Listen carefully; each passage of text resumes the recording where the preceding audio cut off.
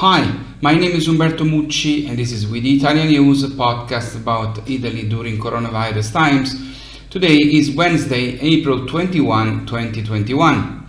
Italy has administered 15,895,000 shots of vaccine. 4,654,000 Italians are fully vaccinated, 7.7% of the population. The regions who fully vaccinated the highest percentage of their population are Molise, Emilia-Romagna, Piedmont, Friuli, Venezia Giulia and Liguria. Those who instead vaccinated the lowest percentage of their population are Campania, Apulia, Calabria, Sardinia and Tuscany. The Italian company Reitera, which is working on the Italian vaccine ready in June but equipped with the same technology as AstraZeneca and Johnson & Johnson, announced that it will start the procedures to produce also vaccine with RNA technology like Pfizer and Moderna. This is good news, but it will take 10 months. These are very complicated procedures. Pfizer now needs 280 materials from 89 suppliers in 19 different countries to fill a single vial. The production process initially took 110 days, now reduced to 60.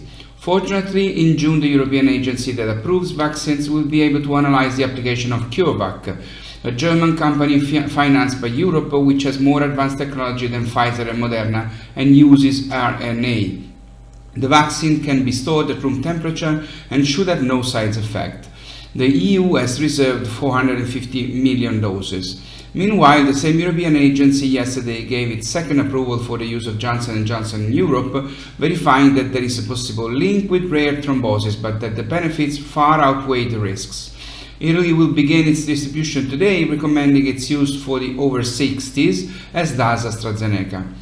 Based on this, the extraordinary commissioner for the vaccination campaign in Italy has assigned each region a number of vaccinations to reach for the goal of 500,000 total daily vaccinations across Italy. The regions with the highest numbers to reach, obviously decided according to their population, are Lombardy with 51,000 daily doses, Lazio with 30,000, Campania with 29,000, and then Sicily and Veneto with 25,000.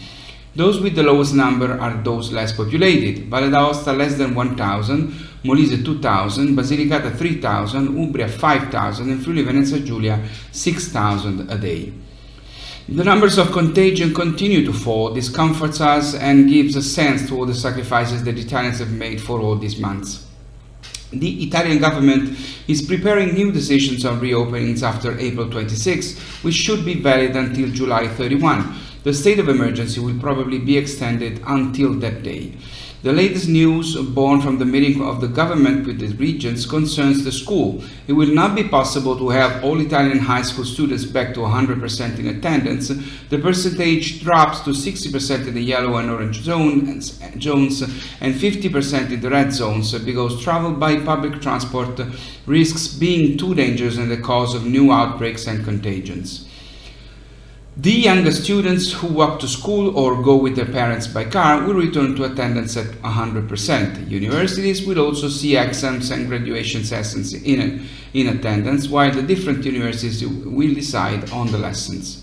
So there is a good piece of Italy that goes towards the yellow zone, the one with fewer restrictions, with the 13 regions of the north and center where most likely, from Monday 26 in the squares and streets, will celebrate the opening of bars and restaurants in the evening. But in the south, the contagion worries more. Italy is split in two from this point of view. The reason seems to be that in the north, the third wave of the contagion started earlier and was also more violent. It was foreseeable that it would drop earlier than in the south, where it started later.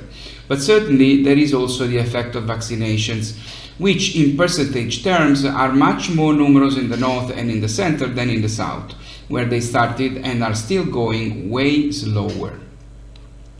A report just published by Censis, the most prestigious center for studies on Italy, states that the number of panophobic Italians is growing, those who are afraid of everything. There would be more than 6 million, 1/10 of the population. They are those who, at home or away, live constantly in a state of anxiety.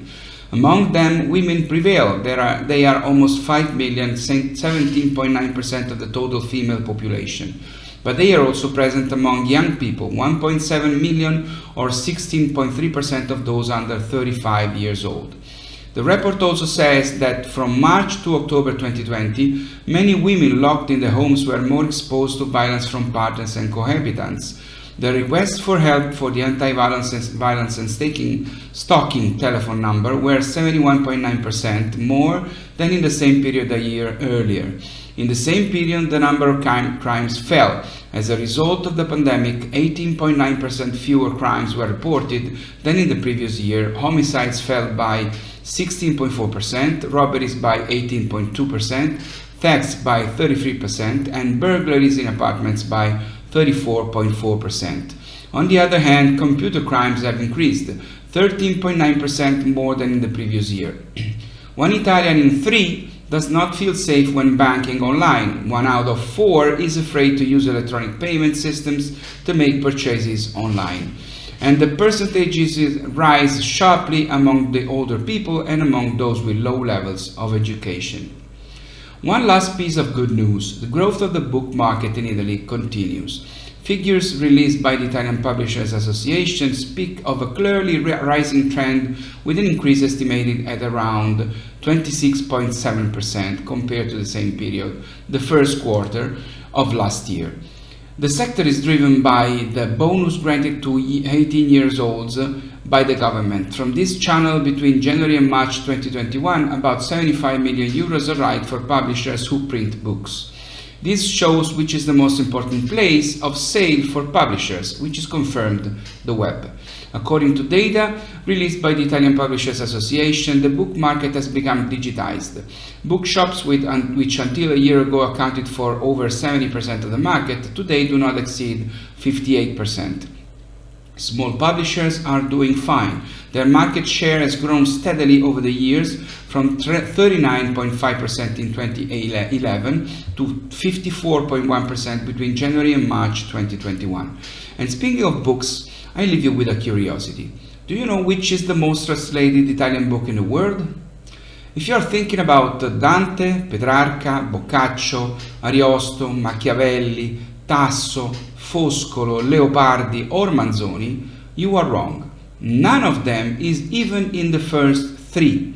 The most translated Italian book in the world is Pinocchio by Carlo Collodi, translated into 260 languages plus 1 dialect, the Milanese from Milan. There are also alternative versions of Pinocchio compared to the classic text, narratives that have the puppet as the protagonist but change settings, side characters and adventures depending on where in the world the translation is set. In second place is Don Camillo by Giovannino Guareschi with 59 translations, and in third place is Il nome della rosa by Umberto Eco with 51 translations. If you haven't read them, or if you want to make them a gift for someone, this is a good opportunity to buy them. I suggest you do so by going on the internet and typing www.iambookboston.com www.iamboston.com. The splendid Italian bookstore that was once a physical space in Boston's North End is now virtual, but I hope it will be soon back to be a physical place too. The result of the work of my friend Nicola Oricuia, whose birthday is today, and so my invitation to go to his website and buy these 3 Italian books has a double meaning. Happy birthday, Nicola. This is all for now. It's all for today. Please stay safe and stay healthy. I'll see you next Friday. My name is Umberto Mucci. This was We the ItaliaNews. Ciao from Rome.